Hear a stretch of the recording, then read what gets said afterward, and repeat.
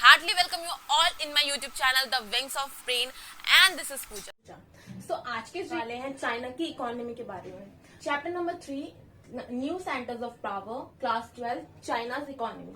हम इसमें पढ़ेंगे कि जो चाइना की इकोनॉमी थी वो इन 2020 में अगर हम देखते हैं कि चाइना की इकोनॉमी बहुत ज्यादा बूस्ट करे, जहाँ पे कोविड-19 की वजह से बहुत से लोगों की इकोनॉमी जो है वो क्रैश करने की हालत में हो चुकी है। वहीं चाइना की इकोनॉमी अब भी बूस्ट कर रही है। बट इसके अगर हम हिस्टोरिकल इन्फॉर्मेशन की बात करते हैं तो जो चाइना था उसने सबसे पहले, अगर हमने जैसे सोवियत यूनियन ने सोशलिस्ट मॉडल को अपना रखा एज सेम एज चाइना ने भी सोशलिस्ट मॉडल को ही अपना रखा था। सो हम बात करते हैं, फर्स्ट हम देखते हैं economic integration into region makes the driver of East Asian growth. यानी कि जो चाइना है उसके अपने जो भी नेबर कंट्रीज है उसके साथ काफी अच्छे ट्रेड रिलेशन है, जिसकी वजह से उसका इंपोर्ट और उसका एक्सपोर्ट काफी अच्छे लेवल पे होता है और उसकी जो इकोनॉमी है उसको काफी ज्यादा बूस्ट मिलता है, जिसके कारण जो चाइना है वो ड्राइवर बन चुका है। हम कह सकते हैं driver of East Asian growth, जो भी ईस्ट की कंट्रीज है उनका एक पार्टनर बन चुका है। After the inception of People's Republic of China in 1949, जो फॉलो कर रही थी कम्युनिस्ट रेवोल्यूशन को under the leadership of Mao. So जो इनकी इकोनॉमी थी वो जो बेस्ड थी वो थी सोवियत मॉडल पे बेस्ड थी। It had an other alternative but to use its own resources. पास कोई भी दूसरा ऑल्टरनेटिव नहीं था, बल्कि इसे अपने जो भी रिसोर्सेज थे उसको यूज करना पड़ा। सो इसके बाद शॉर्ट ऑफ फॉरेन एक्सचेंज हो चुका था, क्योंकि इसने सोवियत मॉडल को अपना रखा था। इसने जो भी कैपिटलिस्ट कंट्रीज है या फिर जो जिस कंट्री से भी ट्रेड किया जाता है इसने उन सबसे दूरी बना ली थी, जिसके कारण इसके पास शॉर्ट ऑफ फॉरेन एक्सचेंज था। ये सिर्फ अपने देश में रहता था, ना किसी से इम्पोर्ट करता था, ना किसी को एक्सपोर्ट करता था, जिसके कारण अब इसके पास जो फॉरेन एक्सचेंज की कमी के कारण ना ये दूसरी कंट्रीज से इंडस्ट्रीज के लिए कुछ प्रोडक्ट्स हैं वो मंगवा सकता है, ना ही किसी भी कंट्री में इन्वेस्ट कर सकता है, ना ही किसी भी कंट्री से वेपन ले सकता है because of short of foreign exchange. So China establish the foundation of industrial economy. इसने अपने देश में ही चीजों को बनाना शुरू करा। इसने इंडस्ट्रियल रिवॉल्यूशन करा इकोनॉमी को बेटर बनाने के लिए। So employment and social welfare was assured to all citizen, क्योंकि जो इंडस्ट्रीज थी अब वो पूरी की पूरी उन्हीं के देश में चाइना में ही बनने लगी थी, तो लोगों को काफी अच्छी एक अश्योरेंस मिल जाता था, सिक्योरिटी मिल जाती थी जॉब की एंड लाइफस्टाइल की। So economic growth 5 to 6% was insufficient to meet the need of growing people. इन्होंने फर्स्ट सोशलिस्ट मॉडल को अपना रखा था, सब कुछ इन्होंने अपने देश में बना रखा था, लेकिन जो इनकी पॉपुलेशन थी वो लगातार बढ़ती जा रही थी, जो कहीं ना कहीं इनसफिशिएंट थी लोगों की नीड्स को पूरा करने के लिए। सो हम बात करते हैं ऐसे कौन से डिसीजन लिए गए 1970s में जिसने चाइना की इकोनॉमी को बहुत ज्यादा बूस्ट करा, उसकी इकोनॉमी एकदम से बढ़ गई। So major leadership decision in 1970, China ended its political and economic isolation and established its relation with the US in 1970।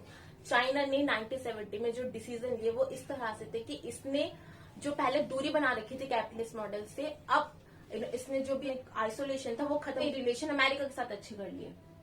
PM जाओ एनलाई पर्पस 4 सेक्टर मॉडर्नाइजेशन, जो इनके प्राइम मिनिस्टर थे जाओ एनलाई, उन्होंने 4 सेक्टर को जो था उसका मॉडर्नाइजेशन कर दिया, जो थे agriculture, industry, science and tech and military. 1973 का याद रखना बहुत ज्यादा जरूरी है, क्योंकि एग्जाम में 1970 में ऐसे चेंजेस कौन कौन से हुए उसके बारे में पूछा जाता है। In 1978 Deng Xiaoping announce the open door policy, यानी कि जो ओपन डोर पॉलिसी है कि अब अगर चाइना किसी से भी ट्रेड करता है या भी कोई भी देश चाइना से ट्रेड करेगा तो उस पर कोई भी प्रोहिबिशन नहीं लगेगा, वो फ्री होंगे अपना ट्रेड करने के लिए ओपन डोर पॉलिसी के तहत। China did not go for shock therapy but open there economy step by step. तो जो चाइना था उसने अपनी जो इकोनॉमी है उसको स्टेप बाय स्टेप ओपन करा, जैसे कि उन्होंने प्राइवेटाइजेशन कर दिया एग्रीकल्चर का 1982 में, एंड इंडस्ट्री का प्राइवेटाइजेशन करा उन्होंने उनके 10 साल बाद, यानी कि 1998 में। जो भी ट्रेड पे जो भी बैरियर्स लगाए जाते थे, जो भी रूल्स लगाए जाते थे, उनको एलिमिनेट कर दिया स्पेशल इकोनॉमिक जोन से। अब कोई ये किसी भी देश में जाके इन्वेस्ट कर सकते हैं कि कोई भी देश इनके यहाँ पे आके इन्वेस्ट कर सकता है। जो भी ट्रेड के जो भी बैरियर्स थे उसको एलिमिनेट कर दिया गया, जितने भी प्रतिबंध थे उसको हटा दिया गया। सो इसके आउटकम्स क्या हुए चाइना की इकोनॉमी के लिए? सोशलिस्ट टू कैपिटलिस्ट मॉडल थे। So China has become the important destination for FDI, जो कहीं ना कहीं जब इसके पास फॉरेन एक्सचेंज की कमी होती थी, लेकिन अब ये बहुत बड़ा डेस्टिनेशन बन गया था, किसी भी कंट्री में जाके फॉरेन डायरेक्ट इन्वेस्ट कर सकता था इंडस्ट्री में जाके, जिससे चाइना को बहुत ज्यादा प्रॉफिट हुआ। So China has large foreign exchange.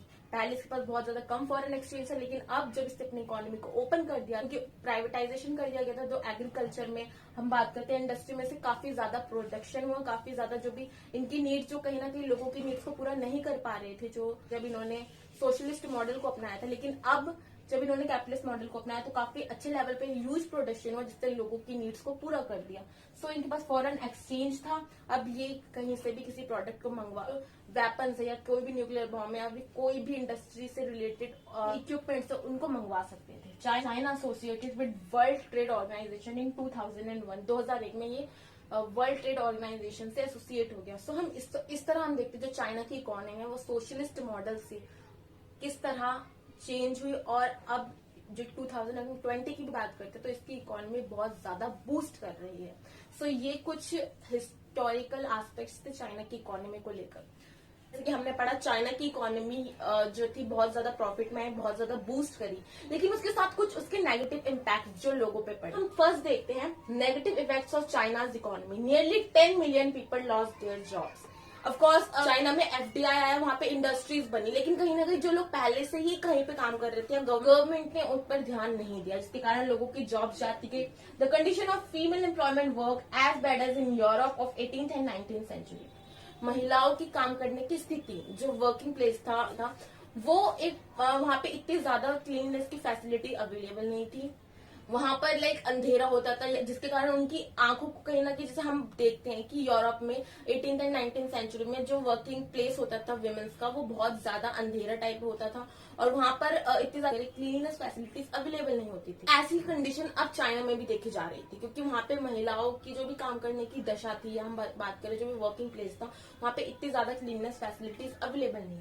Environment degradation, क्योंकि कहीं ना कहीं FDI आया, इंडस्ट्रीज बनी, लेकिन जो गवर्नमेंट थी तो कहीं ना कहीं जो भी एनवायरमेंट था उसको नेग्लेक्ट करना शुरू कर दिया गया। Corruption increase, inequalities between rural and urban residents, क्योंकि करप्शन इंक्रीज हुआ, क्योंकि एक अथॉरिटी थी, अमीर और अमीर होते जा रहे थे, और जो गरीब थे वो और गरीब होते जा रहे थे, जिसके कारण इनइक्वालिटीज बड़ी, करप्शन बढ़ा। तो इस तरह हम देखते हैं कि जो चाइना की इकोनॉमी थी उसके किस तरह से नेगेटिव इम्पैक्ट जो थे लोगों को झेलने पड़े। अगर आपको वीडियो अच्छी लगी तो चैनल को सब्सक्राइब कर देना, लाइक कर देना, and of course share this video to all your friends.